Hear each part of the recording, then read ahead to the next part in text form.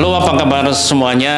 Bertemu lagi di channel Environment Institute bersama saya Mahawan Karuniasa dalam video ngobrol-ngobrol lingkungan, ngobrol-ngobrol nyantai tentang lingkungan. Nah, kali ini nih saya punya tamu spesial, Profesor Mizuno. Ya, Profesor Mizuno.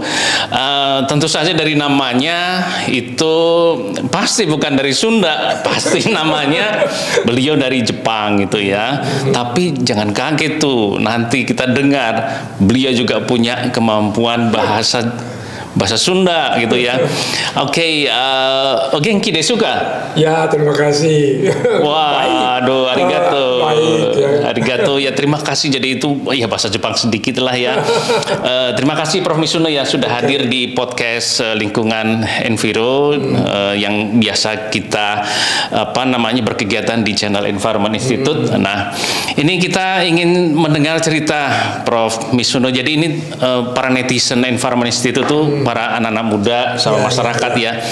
Bisa cerita Prof Mizuno bagaimana dulu dari Jepang bisa sampai ke Indonesia nih? Pengen dengar ceritanya nih Prof Mizuno bagaimana? Pertama ya, jangan kaget ya, saya tahun 1974. 1974, mungkin ada yang belum lahir itu, mungkin ada yang belum lahir. Yang belum lahir ya. Iya betul. Bandar udara Kemayoran. Bandaranya masih Kemayoran. Waktu saya mendarat di Kemayoran. Mendarat di Kemayoran. Bandar udaranya gelap. Saya kaget. Masih gelap ya. Untuk kedengarannya ini bunyinya ayam gitu. Wow, masih dengar suara-suara ayam itu jadi kaget sampai Indonesia seperti itu. Iya betul. Nah, jadi tahun 74 pertama ke Jakarta, tapi Jakarta pada waktu itu sangat mengesankan gitu ya, karena banyak sekali kaki lima, banyak beca.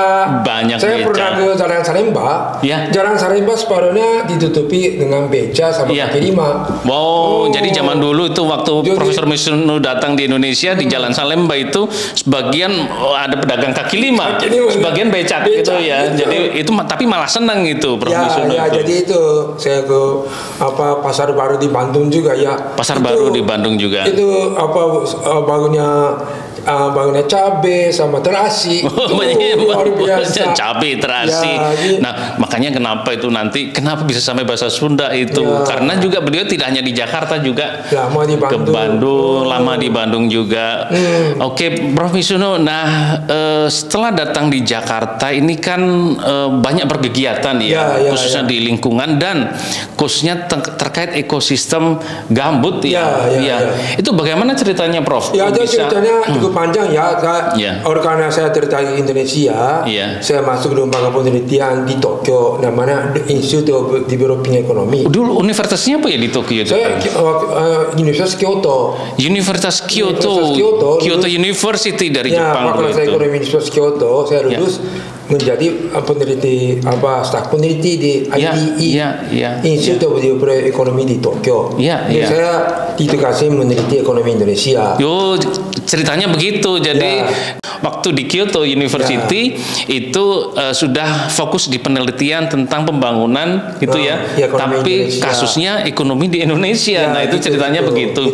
Nah, terus bagaimana bisa kok berkaitan terus dari ekonomi bisa ke ekosistem itu lingkungan gambut? Jadi ceritanya panjang ya. Terus jadi masuk ke IDE 84, jadi saya peneliti tamu di IPB. Jadi sempat ke dalam rangka penelitian saya studi di Majalaya, Bandung. Studinya di Majalaya, industri kecil. Nah, memang saya tertarik ekonomi masyarakat ekonomi desa. Jadi studi di Majalaya. Nah, oleh karena itu belajar bahasa Sunda juga ya. Ternyata sampai belajar bahasa Sunda karena tertarik untuk mempelajari ekonomi masyarakat di sana di Majalaya. Nah, terus gini tahun 2000-an. Waktu saya jadi direkturnya Center for Social Studies Universitas Kyoto, saya pindah dari IDE Tokyo ke Universitas Kyoto. Nah, dan kami punya proyek besar. Proyeknya Sustainable Humanosphere gitu.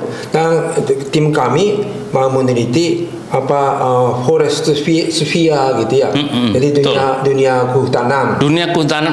Begitu sejarahnya. Dunia kehutanan akhirnya jatuhnya ini hutan rawa gambut. Gambut, oh begitu. Tadinya ekonomi, terus akhirnya beliau jadi direktur di sana. Sentak Posasi. Iya, akhirnya fokusnya apa di kehutanan. Dan kemudian setelah di Indonesia, ternyata persoalan gambut itu salah satu persoalan yang terkait kehutanan di Indonesia. Begitu ceritanya. Sebenarnya ya, pertama kami ke ini Palembang gitu. Palembang, itu tempatnya itu Palembang itu kan ya, ekosistem gambut kan banyak sekali di sana. Ya ini ya areanya akasia gitu ya. Ya betul, di sana banyak perusahaan. Tapi itu waktu itu kami susah melaksanakan penelitian terutama ilmu sosial. Oke, jadi ditunjuk oleh bekerja sama dengan perusahaan untuk melakukan penelitian di suatu wilayah-wilayah di sana gitu ya. Oke, baik Prof. Nan, dari pengalaman akhirnya tidak hanya di Palembang, terus akhirnya di seluruh Indonesia di berbagai tempat itu Profesor Misuno pengalamannya banyak. Apa nih masalah ekosistem gambut di Indonesia? Khususnya terkait dengan masyarakat kami mulai penelitian di Musasi Kecil di sana sudah banyak kebakaran gitu. Kebakaran nomor satu tuh masalahnya. Jadi kami tahu lah kebakaran, emisi karbon, masalah global. Betul.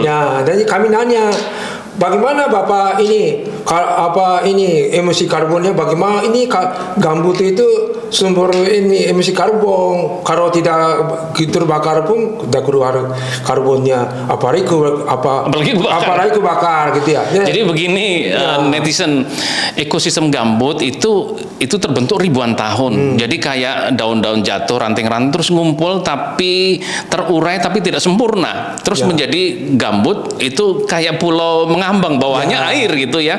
Nah, itu kandungan karbonnya luar biasa. Jadi kalau kebakar itu emisinya besar sekali per meter perseginya, per hektarnya, dan itulah kenapa menjadi sangat penting ekosistem itu. Dan bagaimana nih Prof. Misuno kaitannya dengan masyarakat nih? Kan masyarakat punya kearifan nih, bisa memanfaatkan untuk kesejahteraan tanpa merusak. Itu masyarakat luar biasa. Ini pengalaman Prof yang dilakukan oleh masyarakat. Jadi memang dulu ya sampai kira-kira awal 1990-an ini area itu memang hutan rawa gambut. Hutan rawa gambut. Tapi kita sekitar tahun 2000 masuknya perusahaan akasia, mulai tanaman sawit. Sekarang udah beda. Udah beda. Berubah total. Nggak ada hutan rawa gambutnya.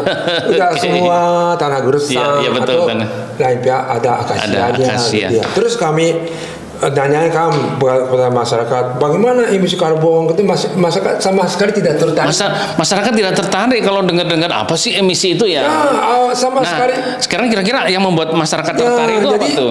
Jadi kami saya rubah cara berpikirnya, cara bicaranya, komunikasinya. Saya masalahkan kebakaran gitu. Kebakaran. Jadi komunikasi dengan masyarakat harus sederhana. Kalau bicara lingkungan, bicara karbon pusing ya. Kebakaran langsung paham. Kalau kebakaran, mereka sangat tertarik. Kami bicarakan bagaimana kebakarannya, kapan mulainya, bagaimana gitu ya. Terus kami dari survei tahu lah banyak lahannya udah mengalami kebakaran. Dan banyak lahannya udah dipakai lagi karena sering-sering kebakaran. Iya betul. Jadi kami usulkan bagaimana lahan yang udah kebakaran dan tidak dipakai lagi, di riwetnya dibasahin dan tanam pohon bintanggur. Jadi yang sudah rusak dikembalikan dengan cara dibasahin lagi, karena kebakaran kan kering gitu ya. Terus dibasahin lagi, terus ditanamin tanaman-tanaman yang tumbuhan-tumbuhan yang memang di situ tumbuh baik dan asli di situ. Asli dan di bermanfaat situ. untuk masyarakat. Bibitnya asli rawa gambut ya. Asli di situ. Jadi bukan barang baru masuk situ gitu. Jadi kalau tanamnya bintanggur bintanggur itu cukup cepat ya. Cepat tumbuhnya 10 tahun udah jadi besar. Sudah besar. Jadi andai satu pohon 1 kubik 1 juta atau 2 juta. Nanti kalau saya ajak, kalau Bapak tanam 700 pohon di satu hektar, nanti 700 kali 1 juta. 700 juta. Itu jadi menanam kayu yang asli di ekosistem itu dan nilainya juga tinggi. Jadi masyarakat memelihara secara kondisi lingkungan, tapi juga dapat manfaat ekonomi. Ya, jadi nanti 10 tahun lagi Bapak dapat 700 juta. Betul. Dan nanti biayanya separuh juga. 350 juta bisa beli 2 mobil Avanza gitu. Oke, jadi ada manfaat ekonomi. Nah, ini Prof. Misuno, netizen anak-anak muda ini, bagaimana peran anak-anak muda nih, Prof, untuk dapat turut serta dalam melestarikan ekosistem gambut, mangrove, macam-macam itu, gimana Prof. Misuno? Makanya anak muda. Masyarakat tertarik masyarakat tertarik. Masyarakat tertarik. Jadi meraba-raba Betul. Banyak yang ikut kami. Ikut. Jadi tertarik ikut. Jadi masyarakat itu, terutama anak muda, itu bagus sekali mikir apa masa depan Indonesia yang bersih, lingkungan bersih, udaranya bersih, lingkungannya nyaman, nggak ada kebakaran. Nah, itu. Jadi masyarakat makmur. Banyak orang asing datang karena nyaman. Nah, itu anak-anak muda jangan lupa tuh mikir masa depannya, bikin agar masyarakat yang bagus, lingkungannya nyaman, masyarakat makmur, orang asing pada datang tertarik untuk main-main ke Indonesia. Orang asing kenapa datang ke Indonesia? Karena Indonesia bagus, menarik. Lingkungannya bersih, betul. Banyak budayanya macam-macam, tambah menarik itu. Rio, Jakarta masing-masing gitu apa khas lokalnya kuat. Itu yang harus baiknya kami bikin. Betul. Itu yang peran anak muda di situ Nah, tapi netizen ini yang tadi saya sampaikan nih, ini Profesor Misuno sudah jalan Bandung ke berbagai pelosok di Jawa Barat sehingga bisa bahasa Sunda nih. Nah, Nah, leres tiasa bahasa Sunda. Coba Prof. Misuno sampaikan pesan ke anak muda, ke masyarakat pakai bahasa Sunda lah. Ari bade ajak anom gitu leres. Pados ngartos atau mikir ekonomi gitu ekonomi lingkungan gitu atau pembangunan ekonomi Indonesia, mikir kearifan lokal. Nah, bagaimana gabung kearifan lokal, kesejahteraan masyarakat dan pembangunan ekonomi Indonesia, masyarakat Indonesia makin makmur. Jadi kayak itulah makmur gitu makmur. Jadi ayo orang lestarikan lingkungan gitu Prof. Jadi bahasa Sundanya sudah ini satu-satunya profesor dari Jepang yang bisa bahasa Sunda dan luar biasa turut serta dalam upaya di Indonesia melestarikan lingkungan. Sapurutus tadinya menanam bintanggur, kumargi tanam di bintanggur, lingkungan dijaga, ekosistem gambut dijaga, tapi masyarakat makmur. Bintanggur ke Malaysia Malaysia atau Jakarta gitu Terus jadi sanes bintanggur wae kumaha sagu, kopi di Amerika. Jadi pertumbuhan ekonomi sami-sami perbaikan lingkungan gitu. Luar biasa pakai bahasa Sunda dia. Green growth biasa. Mikirkan green growth. Green growth. Jadi cara berpikir bagaimana pertumbuhan, kesejahteraan bertumbuh tetapi ramah lingkungan jadi selaras dengan lingkungan. Oke, baik. Terima kasih para netizen Environment Institute dan teman-teman semua. Kita ketemu lagi di video-video berikutnya dan tentu saja senang kita bisa bertemu dengan Profesor Misuno yang tidak hanya bisa bahasa Indonesia, ternyata juga bisa bahasa Sunda. Oke, ketemu lagi di video-video berikutnya. Terima kasih. Terima kasih. Oke, terima kasih. Arigatou gozaimasu.